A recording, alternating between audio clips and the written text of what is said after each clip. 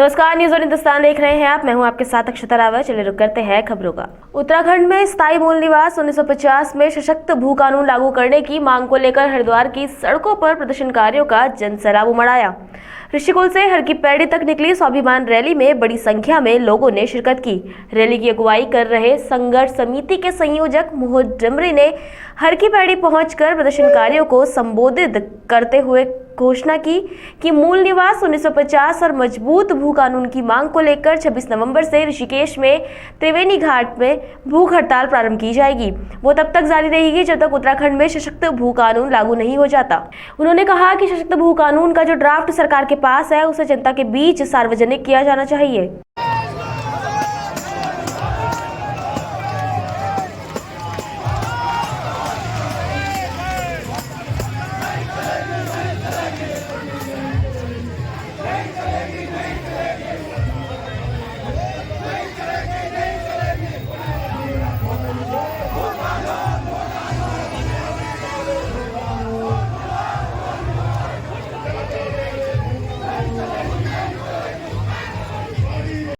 ऋषिकुल से शिव मूर्ति वाल्मीकि चौक post office से अपर road होते हुए स्वाभिमान रैली हर की पैड़ी पहुंचकर जनसभा में परिवर्तित हो गई। रैली में शामिल प्रदर्शनकारी सुन ले दिल्ली देहरादून हमें चाहिए भू कानून, गुड़ गन्ना गंगा को बचाना है, मजबूत भू कानून लाना है, जल जंगल जमीन हमारी नहीं चलेगी, धौस तुम्हारी जैसे जोशीले नारे लगा रहे थे।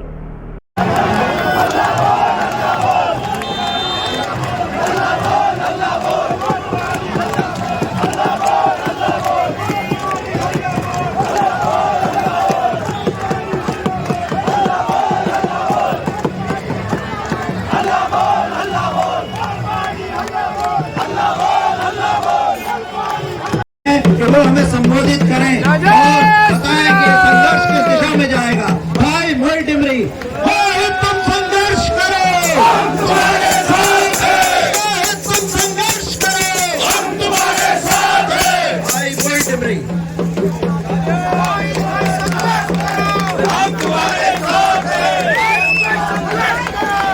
तुम्हारे साथ हैं, हम तुम्हारे साथ हैं, हम तुम्हारे साथ हैं।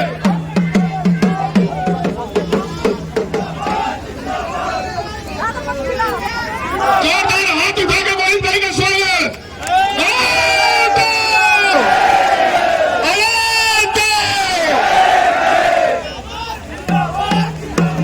आज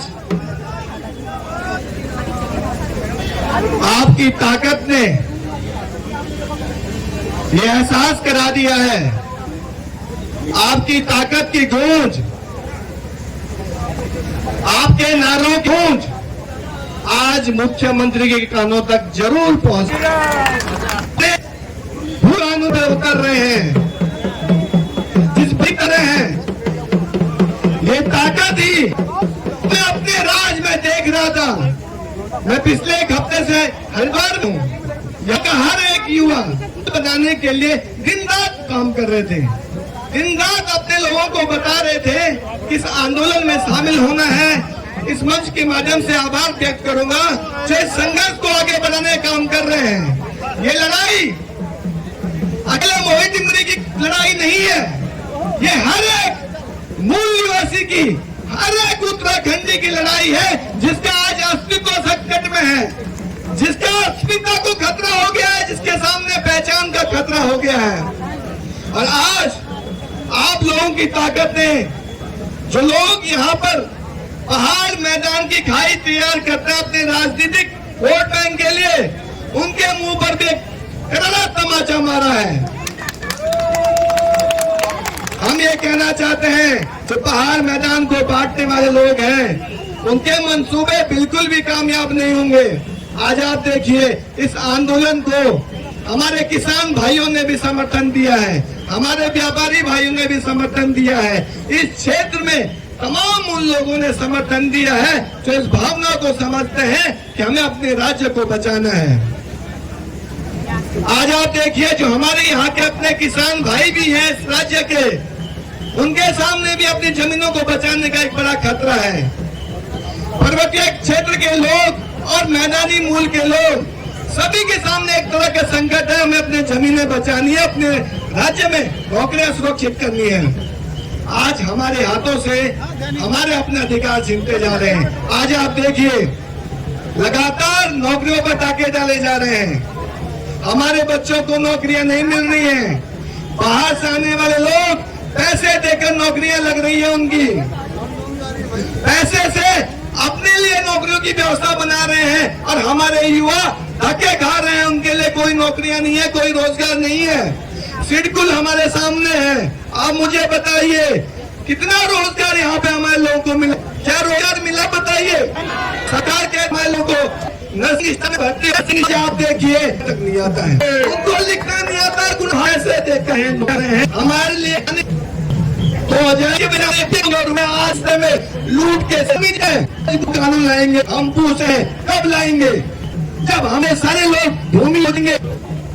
हम से भूमि के कानून कमजोर इस राज्य में के सारा तरह क्या है आइए अपने आप लिए और किए गंगा में आपने कहा इन्वेस्टमेंट यहाँ पे बना रहे हैं, पूछता इन्वेस्टमेंट नहीं और चाह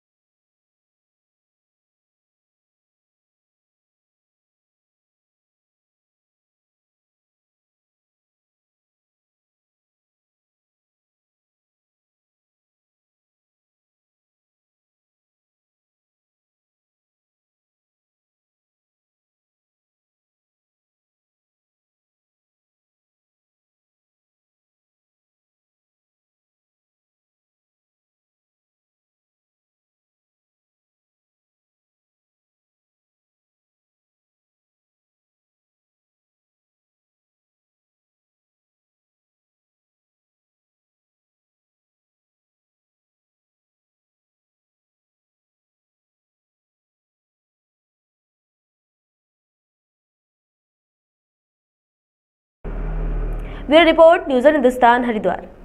राष्ट्रपति द्रौपदी मुर्मू राष्ट्रपति भवन में आयोजित शपथ ग्रहण समारोह में न्यायमूर्ति संजीव खन्ना को भारत के मुख्य न्यायाधीश पद की शपथ दिलाई। इससे पहले जस्टिस DY चंद्रचूड़ रिटायर हुए थे। जस्टिस खन्ना के नाम की सिफारिश जस्टिस चंद्रचूड़ ने की थी। चंद्रचूड़ 10 नवंबर को 65 साल की उम्र में पद से रिटायर हुए हैं। आपको बता दें कि सुप्रीम कोर्ट के न्यायाधीश के रूप में वह अनुच्छेद 370 व्यभिचार को अपराध मुक्त करने, चुनावी बॉन्ड योजना, EVM वीवीपैट मिलान आदि पर ऐतिहासिक फैसलों का हिस्सा रहे हैं। 24 अक्टूबर को केंद्र ने तत्कालीन CJI DY चंद्रचूड़ के बाद देश के सर्वोच्च न्यायालय में न्यायमूर्ति खन्ना की नियुक्ति को मंजूरी दे दी। चंद्रचूड़ ने पिछले महीने उन्हें अपना उत्तराधिकारी बनाने की सिफारिश की थी।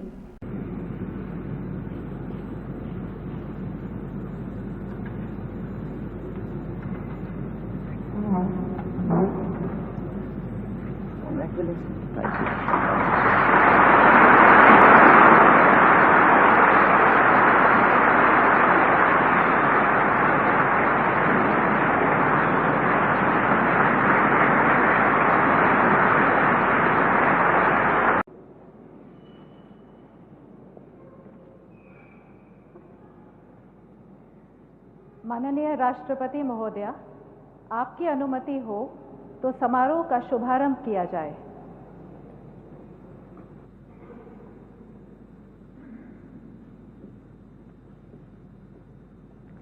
भारत के मुख्य न्यायमूर्ति Shri Sanjeev Khanna.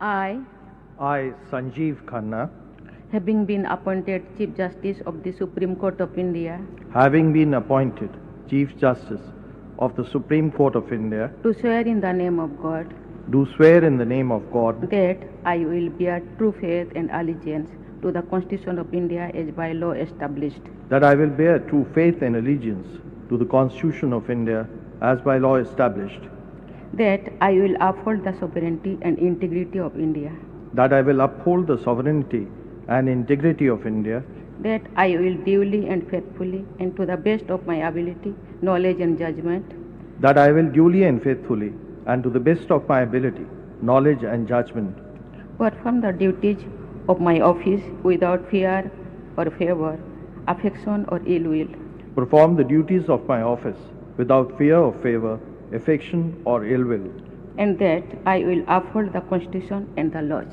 and that I will uphold the Constitution and the laws. Bureau report, news Hindustan, Delhi.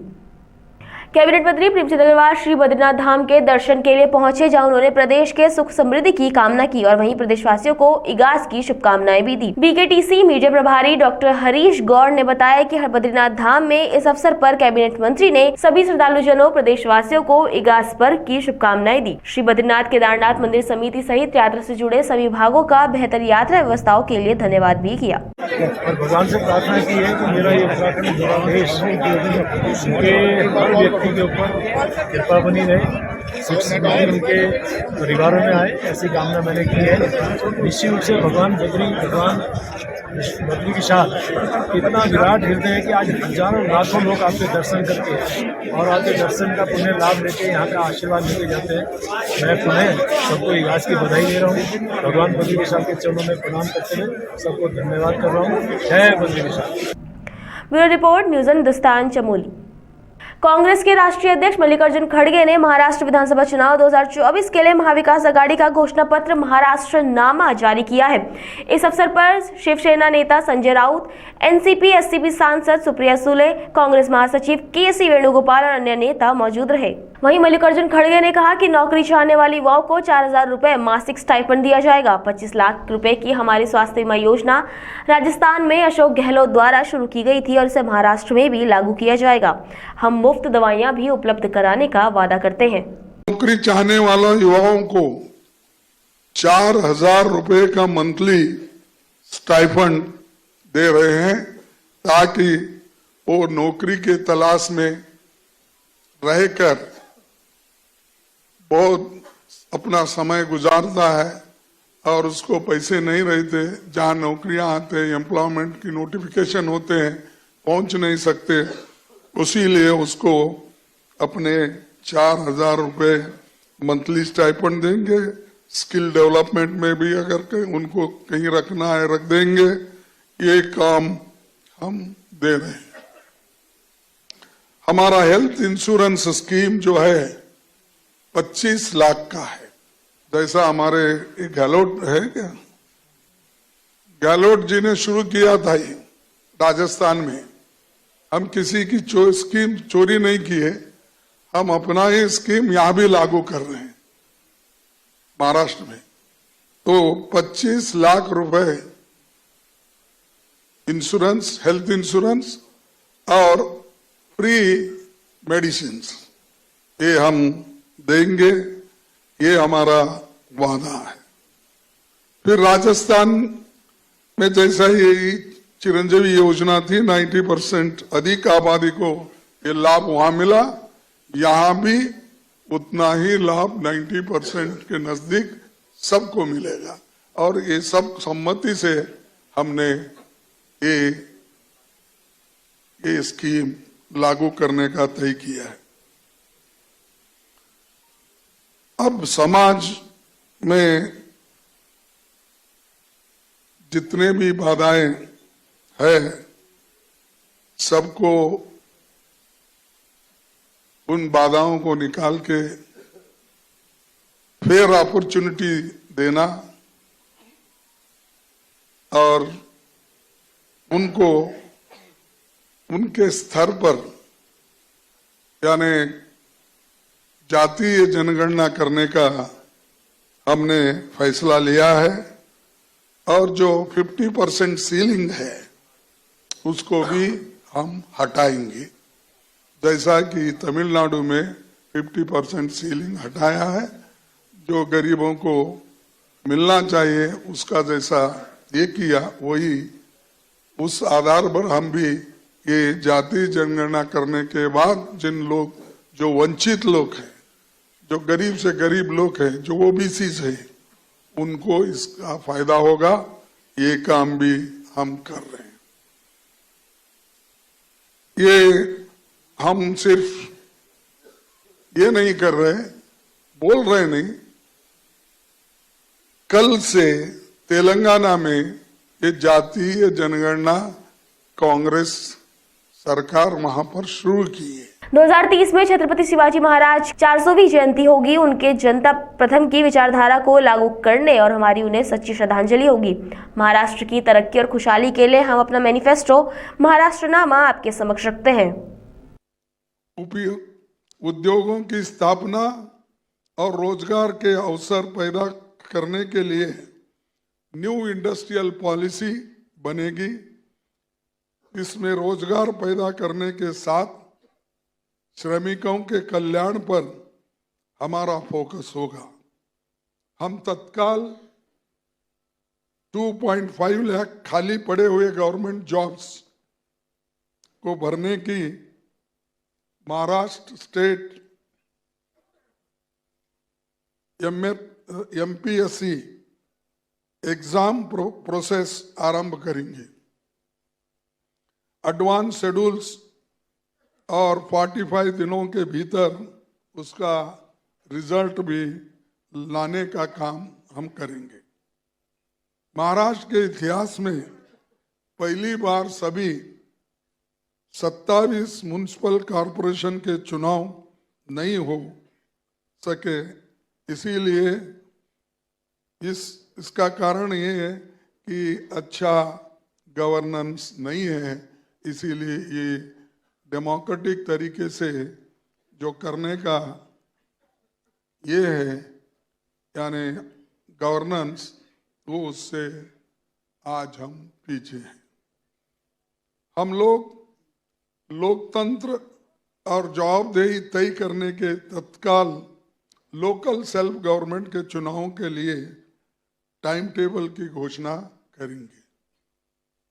Bharat Ratna doctor बाबा साहब अम्बेडकर की लीगेसी को सम्मान देते हुए हम कार्य योजना लागू करेंगे। बिना किसी देरी के चैत्य भूमि दादर इंदू मिल में बाबा साहब अम्बेडकर स्मारक बनाने का काम हो, ये हमारी प्राथमिकता होगी, यानी फर्स्ट प्रेफरेंस अपना होगा। MV के निर्णय महाराष्ट्र के एक समृद्ध राज्य और पीपल सेंट्रिक गवर्नमेंट स्थापित करने की दिशा में ये मील का पत्थर साबित होगा। और मिशन 2030 के तहत समृद्ध और समावेशी महाराष्ट्र के भविष्य के लिए हम कई आम कदम उठा रहे हैं। 2030 में छत्रपति शिवाजी महाराज की 400वीं जयंती होगी। उनके पीपल फर्स्ट अप्रोच को जनता की सेवा में इस्तेमाल करना ही शिवाजी महाराज को सच्ची श्रद्धांजलि होगी। इसके आगे अध्यक्ष मल्लिकार्जुन खड़गे ने कहा कि कई नेता साधु के वेश में रहते हैं और अब राजनेता बन गए हैं, मुख्यमंत्री भी बन गए हैं। वो गेरुआ कपड़े पहनते हैं और उनके सिर पर बाल नहीं है। मैं भाजपा से कहूंगा कि या तो सफेद कपड़े पहने, और यदि आप सन्यासी हैं तो आप गेरुआ कपड़े पहनते हैं तो राजनीति से बाहर हो जाए। एक तरफ आप गेरुआ कपड़े पहनते हैं और दूसरी तरफ आप कहते हैं कि बटोगे तो कटोगे। वो लोग लोगों के बीच नफरत फैला रहे हैं और उन्हें बांटने की कोशिश कर रहे हैं। वो आए, कौन एक साधु के बेस में रहते हैं, लेकिन अच्छे पॉलिटिशियंस बन गए हैं, चीफ मिनिस्टर भी बने हैं, और उनका गेरुआ कपड़े पहनते हैं और सर पे बाल भी नहीं रखते। तो ऐसे एक नेता है जो बीजेपी ने पैदा किए।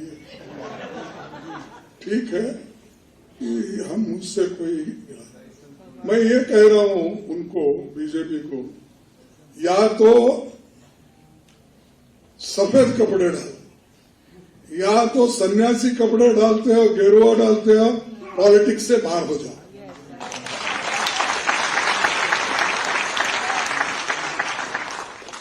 भाई उसकी पवित्रता क्या रही?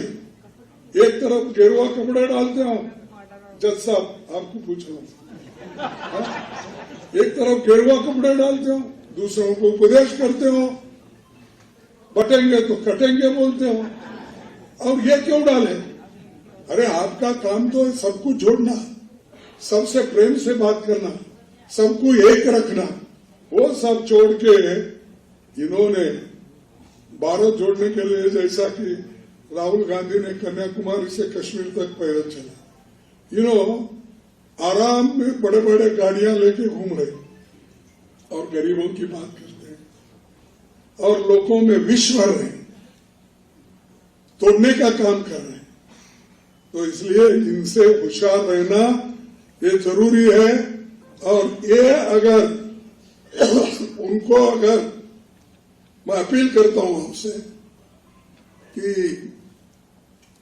ऐसे लोगों को अगर घर में नहीं बिठाएंगे तो आपको नेक्स्ट मनु जैसी जो भावना है, मनुस्मृति के आ जाएगी, संविधान के जगह मनुस्मृति आ जाएगी और ये उसके महंत बन के बैठेंगे। Bureau report, news Hindustan, Maharashtra. केंद्रीय गृह मंत्री अमित शाह ने महाराष्ट्र विधानसभा चुनाव 2024 के लिए भाजपा का संकल्प पत्र जारी किया। इस अवसर पर मुख्यमंत्री देवेंद्र फडणवीस, राज्य भाजपा प्रमुख चंद्रशेखर बावनकुले, केंद्रीय मंत्री पीयूष गोयल और पार्टी के अन्य नेता मौजूद रहे। केंद्रीय गृह मंत्री अमित शाह ने कहा, आज यहाँ जिस संकल्प पत्र का विमोचन हुआ है वो महाराष्ट्र की जनता की आकांक्षाओं का प्रतिबिंब है। महाराष्ट्र एक प्रकार से कई युगों से हर क्षेत्र में देश का नेतृत्व कर रहा है। एक जमाने में जब जरूरत थी तब भक्ति आंदोलन की शुरुआत भी महाराष्ट्र से हुई। गुलामी से मुक्ति का आंदोलन भी शिवाजी महाराज ने यहीं से शुरू किया था।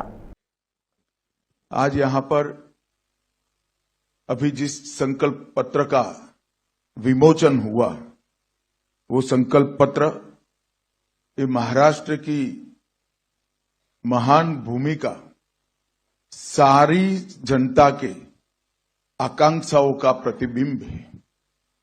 महाराष्ट्र एक प्रकार से कई युगों से हर क्षेत्र में देश का नेतृत्व कर रहा है। एक जमाने में जब जरूरत थी तब भक्ति आंदोलन की शुरुआत भी महाराष्ट्र से हुई। जब जरूरत पड़ी तब गुलामी से मुक्ति का आंदोलन भी शिवाजी महाराज ने यही भूमि से किया, और जब जरूरत पड़ी तब सामाजिक क्रांति की शुरुआत भी यही महाराष्ट्र ने की। और ये महाराष्ट्र की पूरी जनता के आकांक्षाओं का प्रतिबिंब आज हमारे इस संकल्प पत्र के अंदर दिखाई पड़ता है। गृह मंत्री ने कहा कि हम जो संकल्प पत्र लेकर आए हैं उसमें 25 प्रमुख मुद्दे हैं। लाडली बहन योजना और वृद्धावस्था पेंशन में हम बढ़ोतरी कर रहे हैं। किसानों के ऋण माफ और किसान सम्मान निधि को 12,000 रूपए से बढ़ाकर 15,000 रूपए की जाएगी। मित्रों, संकल्प पत्र लेकर जो हम आए हैं वो संकल्प पत्र में देवेंद्र जी ने 25 मुद्दे, प्रमुख मुद्दे आप लोगों के सामने रखे हैं। लाडली बहन योजना, इसको हम बढ़ोतरी कर रहे हैं। वृद्धावस्था पेंशन का बढ़ोतरी कर रहे हैं। किसानों के लिए ऋण माफी और किसान सम्मान निधि को 12,000 से बढ़ाकर 15,000 कर रहे हैं। मूल्य स्थिरीकरण कोष के माध्यम से हम महंगाई को काबू करेंगे और 10 लाख प्रतिभावान छात्रों को मासिक 10,000 का मानदेय उनके आगे के अवसर के लिए देंगे। 45,000 गांवों में रास्ते बनाने का काम किया जाएगा। आशा वर्कर और आंगनवाड़ी कार्यकर्ताओं का बीमा कवरेज भी किया जाएगा और उनका मासिक वेतन 15,000 तक बढ़ाया जाएगा।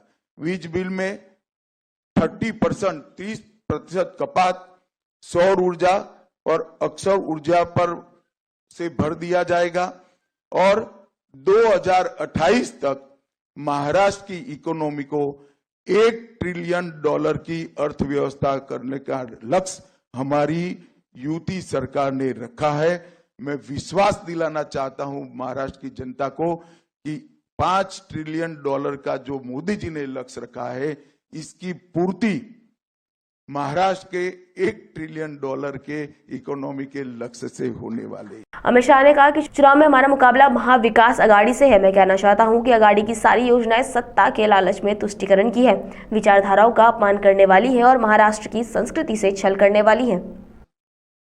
चुनाव में हमारा मुकाबला अघाड़ी से है।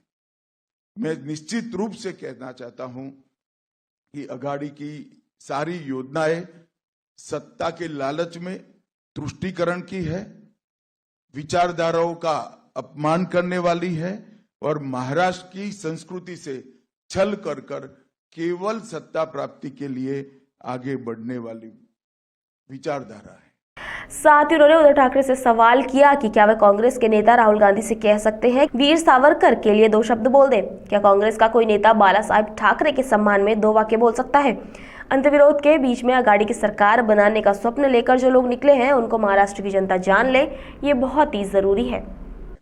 मैं आज इस मंच से उद्धव ठाकरे जी को पूछना चाहता हूं, क्या वो कांग्रेस के नेता राहुल गांधी को इतनी विनती कर सकते हैं कि वीर सावरकर के लिए 2 अच्छे शब्द बोल दे।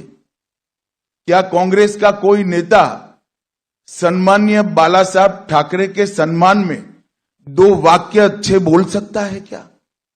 ये अंतर विरोध के बीच में अघाड़ी की सरकार बनाने का स्वप्न लेकर जो लोग निकले हैं उनको महाराष्ट्र की जनता जान ले, ये बहुत जरूरी है। भारतीय जनता पार्टी जब संकल्प लेकर आती है, संकल्प पत्र लेकर आती है, हमारे संकल्प पत्थर पर की लकीर होती और पूरे देश ने देखा है, चाहे राज्य हो केंद्र हो, भारतीय जनता पार्टी की सरकार, एनडीए की सरकार, महायुति की सरकार जब जब बनी, हमारे संकल्पों को सिद्धि में परिवर्तित करने का काम हमने प्रयास पूर्वक। Bureau report, news on Hindustan, Maharashtra. अभी के लिए इतना ही। आगे खबरों के लिए बने रहिए न्यूज़ ऑन हिंदुस्तान के साथ। तब तक के लिए नमस्कार। आप देख रहे हैं न्यूज़ 1 हिंदुस्तान।